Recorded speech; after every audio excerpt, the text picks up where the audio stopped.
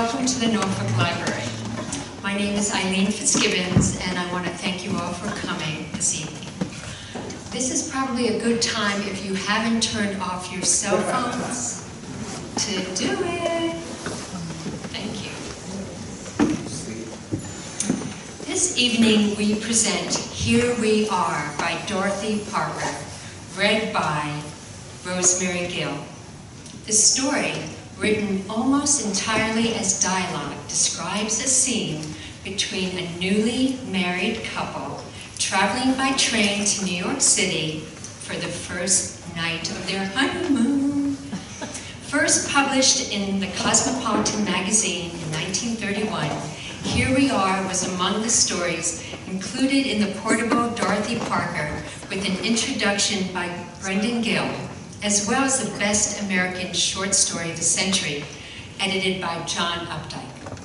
In his introduction, Mr. Gill wrote, and I quote, "If it was easier to visit the world of the 20s and 30s through Mrs. Parker's stories than through her verse, it is also much more rewarding. To a startling degree, they have substance and solidity that the poems do little to prepare us for. Not the least hint of the round table is detectable in the stories. No sassy showing off, no making a leg at the reader. The author keeps her distance, and sometimes it is a distance great enough to remind one of Flaubert.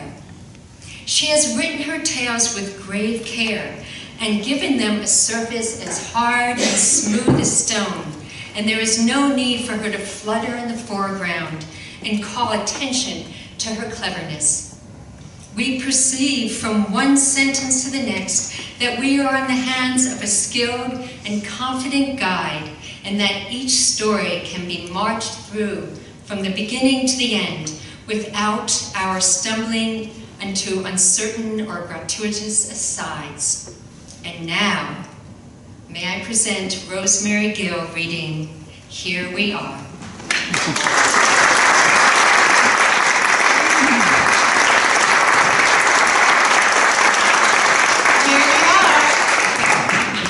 By Dorothy Parker. The young man in the new blue suit finished arranging the glistening luggage in the tight corners of the Pullman compartment. The train had leaped at curves and bounced along straightaways, rendering balance a praiseworthy achievement and a sporadic one. And the young man had pushed and hoisted and tucked and shifted the bags with concentrated care. Nevertheless, 8 minutes for the settling of 2 suitcases and a hat box is a long time. He sat down, leaning back against the bristled green plush in the seat opposite the girl in beige. She looked as new as a peeled egg. Her hat, her fur, her frock, her gloves were glossy and stiff with novelty. On the arc of the thin, slippery sole of one beige shoe was gummed a tiny oblong of white paper, printed with the price set and paid for that slipper and its fellow, and the name of the shop that had dispensed them. She had been staring raptly out of the window, drinking in the big weathered signboards that extolled the phenomena of codfish without bones and screens no rust could corrupt.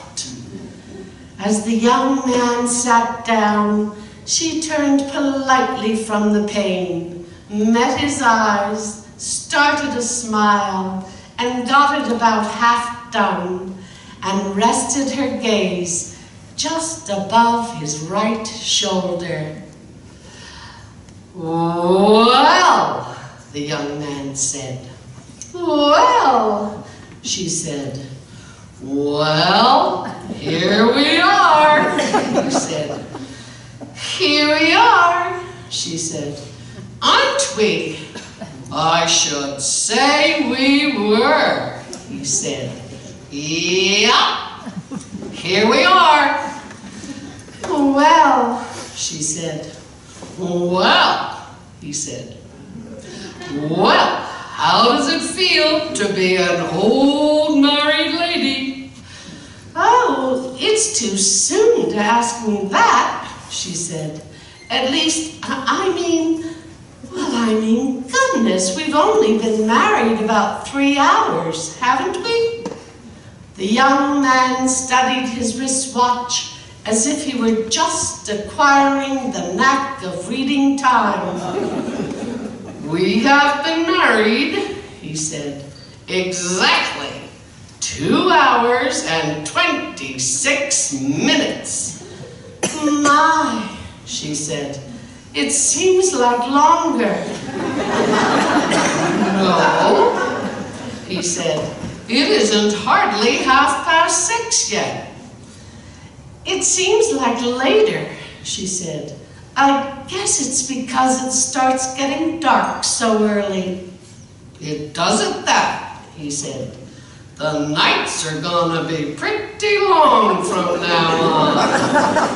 I mean, well, it starts getting dark early. I didn't have any idea what time it was, she said. Everything was so mixed up. I sort of don't know where I am or what it's all about. Getting back from the church and then changing all my clothes and then everybody throwing things and all.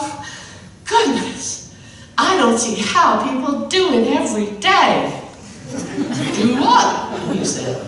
Get married, she said.